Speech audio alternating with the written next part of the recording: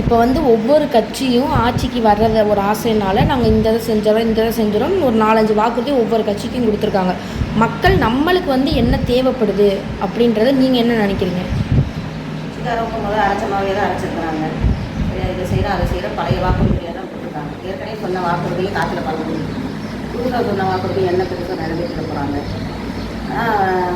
புது கட்சிக்காரவங்க அறிவிச்சிருக்காங்க. இளைஞர்களுக்கு படிப்புக்கு பிணையம் இல்லா லோன் கொடுத்து வந்திருக்காங்க. அது வரவேற்கத்தக்க ஒரு விஷயம்.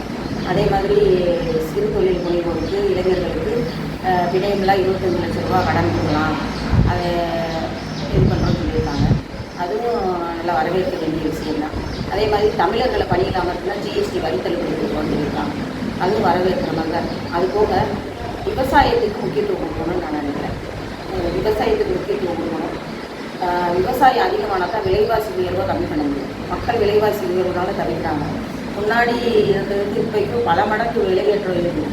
எந்த ஒரு பொருள் வாங்க போனாலுமே நார்மலாக 4 பேர் இருக்கிற குடும்பத்துக்கு 100 ரூபா இருந்தால் போதும். இப்போ 500 ரூபா இருந்தாலும் பத்த மாட்டேங்குது. வருமானம் பத்த மாட்டேங்குது. அதனால் வேலை வாய்ப்பு எல்லாருக்கும் கிடைக்கிற மாதிரி பண்ணணும்.